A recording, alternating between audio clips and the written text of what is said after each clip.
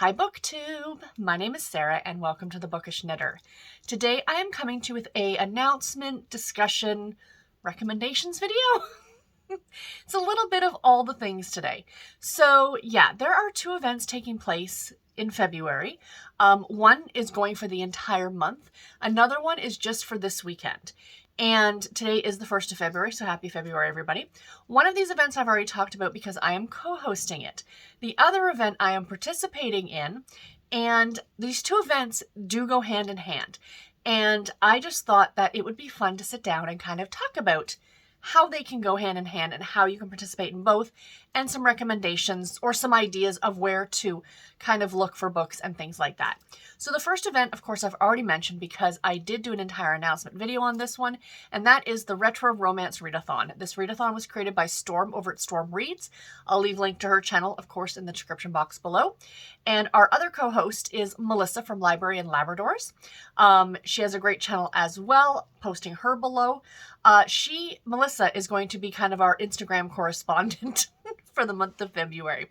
Storm and I fully will say we are not the best at Instagram, whereas Melissa kind of rules over on Instagram. So she's taking the reins on that one. She's doing a fantastic job. Definitely, if you do have Instagram, follow Melissa, especially if you want to see her adorable dogs as well. So anyway, that's the first event that's taking place. The other event that's taking place for this weekend, the 4th and the 5th of February, is GarbAugust 1.5. So GarbAugust was created by Ollie over at Criminali, and it happened last August, hence the name GarbAugust. And he essentially is encouraging you to read, and I'm going to use air quotes, trashy books. So everybody's definition of a trashy book is different, but, you know, when he describes them and he talks about them, it's stuff like that, you know, maybe a movie or a TV show tie-in, you know, a memoir cashing in on something, like a celebrity cashing in on some sort of something that's happened, you know, or in my case, and I will be the first to admit it, that yes, this is, these books are good, and I'm not saying that they're not good books, so do keep that in mind. But in the grand scheme of things, they are, you know, written for a very specific purpose, and that is category romance. Hello to the shelves behind me. So category romance, and I've talked about this before, and I'm going to talk about something else at the end of this video. They serve a purpose. And you get, like, each line has 4 to 6 titles that are published every single month. And back in the days before ebooks, when that month was over, those books came off the shelves, the covers were ripped off, and they were sent back to the publisher.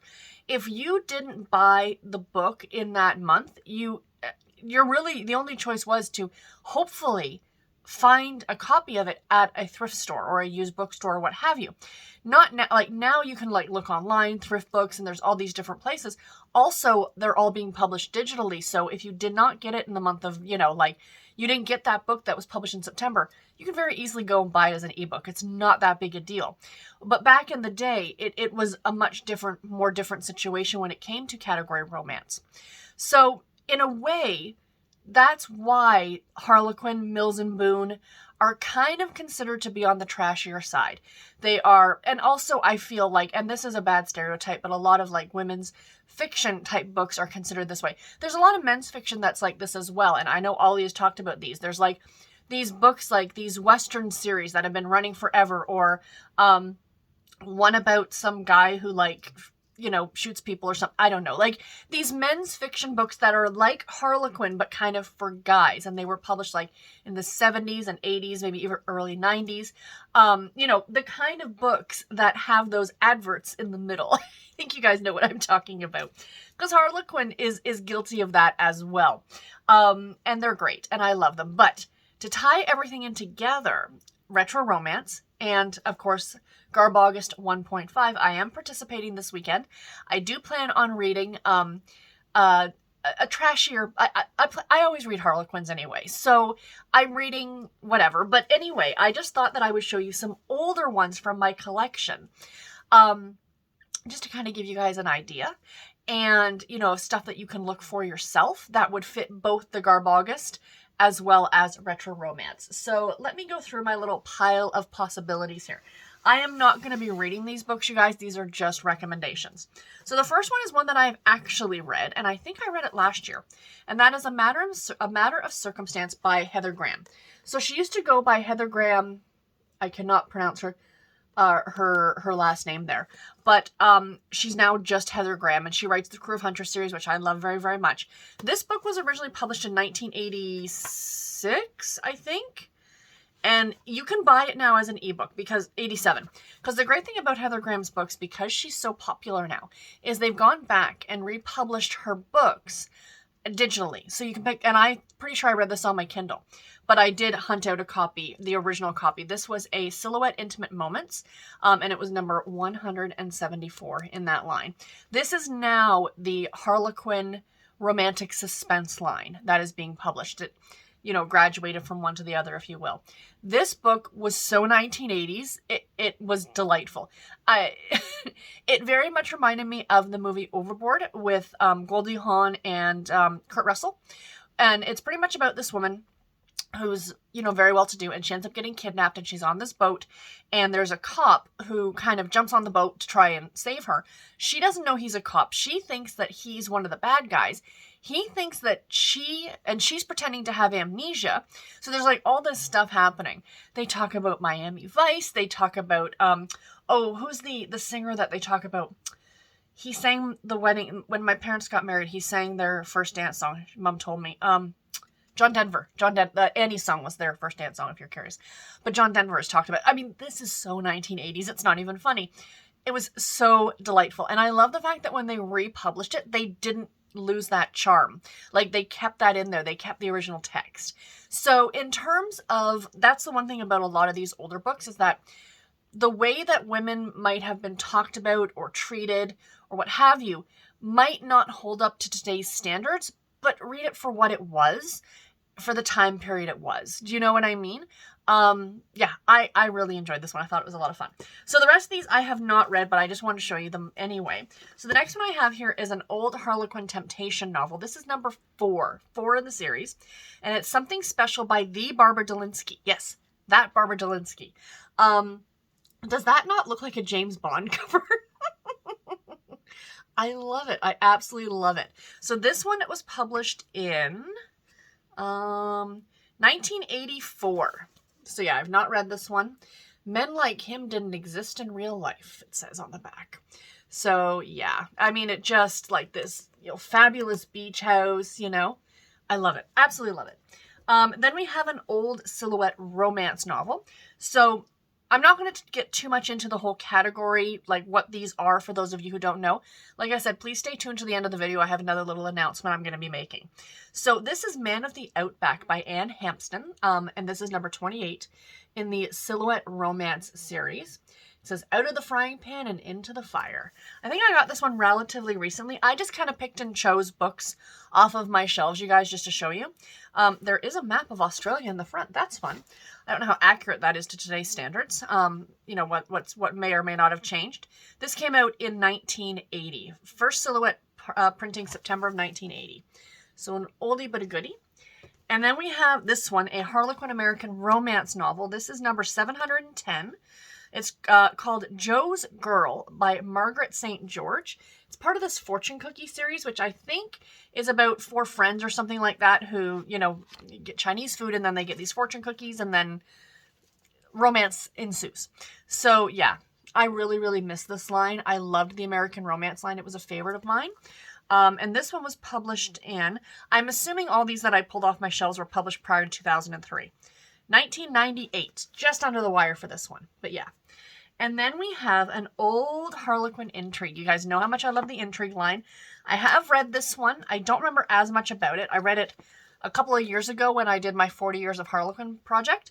But this is Double Images by Patricia Rosemore, number 38 in the intrigue series. So clearly there's like some sort of motorcycle thing happening. The music was hot, but would she get burned? Oh yes, she is... Oh yeah, it's a music video. Something happens on the set of a music video. That's what it was. Yeah, I remember now. So yeah, so this one was a lot of fun. And this one was published in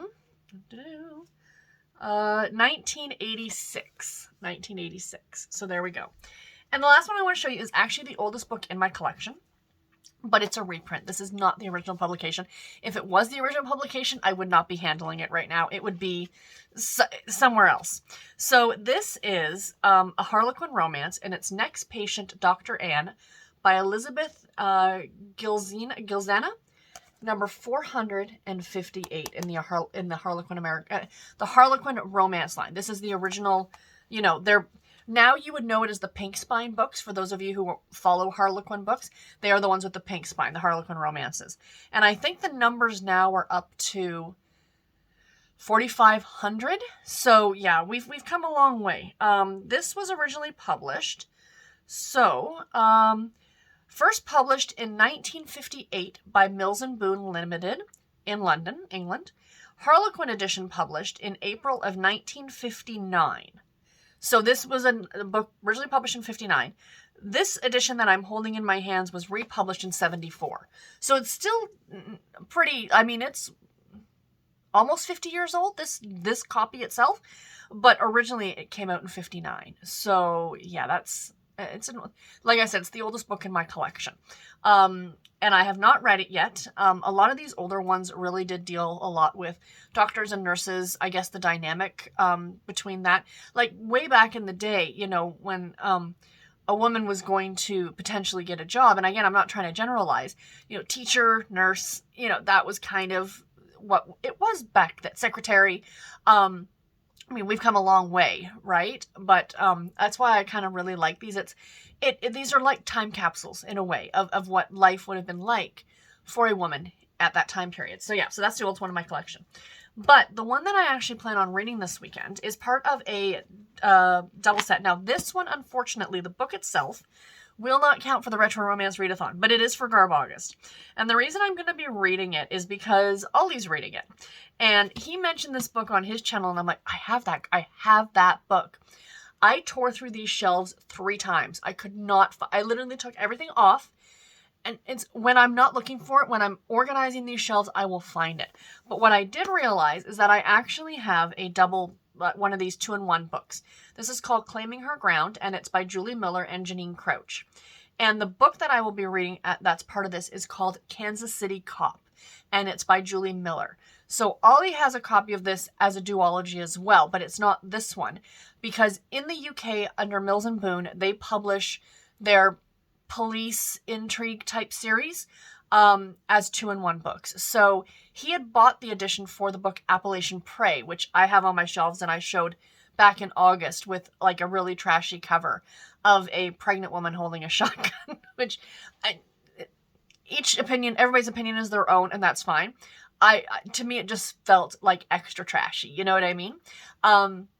But in his 2-in-1 edition also had the book Kansas City Cop by Julie Miller. So he's going to read it. So I have it also as a duplicate, as a 2-in-1 in this. I also have it on my Kindle, but I'm almost certain that I have the original edition on my shelves. But c'est la vie. I will be reading it this weekend. So again, it does not count for the Retro Romance Readathon, but I am going to be reading it for GarbAugust. So, or GarbAugust 1.5. So, I will be doing a video on Friday, of course, with my reads that I plan on reading next week, like my TBR for next week. And every week for the month of February, I will be trying to read at least one retro romance book. And I have already picked it out. It is actually right there, but you probably can't read what the title is. So I am super excited about that one. Now, a couple of little announcements before I let you guys go. So the first one is that you'll notice that I have a video coming out on a Wednesday. This was not my plan. I had a video planned for yesterday. I filmed it, decided to scrap it, because if you watch my last vlog, I mentioned that I had gone to the library. And I was going to do a library haul. And then I realized, like, I'm literally never going to get to these. Like, not never, but I'm not going to get to these books. I'm like, you know, my priorities right now are my weekly TBRs. So I've decided to take those books back to the library, let somebody else enjoy them. What I might do is maybe every couple of months, go and get like 5 or 6 books from the library and have a week where my TBR is literally just library books. That might be a lot of fun, right? So yeah, so we shall see, but for now I scrapped that video.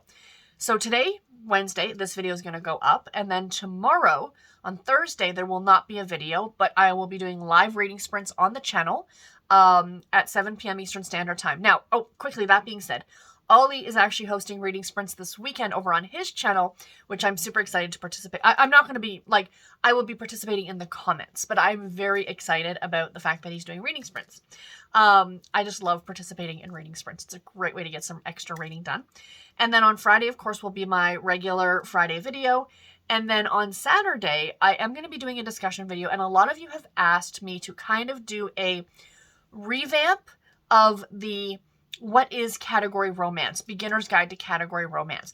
That is coming on Saturday. I thought with GarbAugust 1.5 weekend, it would be a perfect time for me to do that Saturday chat. And that's my game plan, is to do that chat. I just want to write a few things down so I make sure that I have my thoughts in order. But it'll be a great place for you guys to ask questions. You know, a part of me, let me know. Maybe what I might do is do it live. And that way, if you guys have questions you can ask, that might be fun too. So do let me know. Let me know your thoughts in the comments below. I can just do the regular Saturday video, or what I could do is, I could do the Saturday video, and then if you guys have additional questions, you put them in the comments. And then, like, 2 or 3 weeks from now, I could do kind of like a part 2, answering any questions that you guys have. How does that sound? I think that would work better. Absolutely, I think that would work better. So, yeah, so that's my Saturday plan, and of course, Sunday vlog. But because I do the live reading sprints now on Thursday nights, I think I'm going to change around the days that I post videos. So, usually, it used to be like during the week, it would be Tuesday, Thursday, and Friday. So now I think it's going to be Monday, Wednesday, Friday. And then Thursday will be the reading sprints. So really, the only day you're not getting a video from me is a Tuesday. Unless I suddenly start doing tags, which I generally don't do tags. I like watching other people do tags, but I'm really not that great at tags. So that's why I tend not to do them. But I did just join a group on Goodreads, which is, a lot of you have probably heard of it. It's Top 5 Wednesdays, where every week they give you a new topic and you pick like 5 books that fit that topic. Maybe I'll do those on Tuesdays.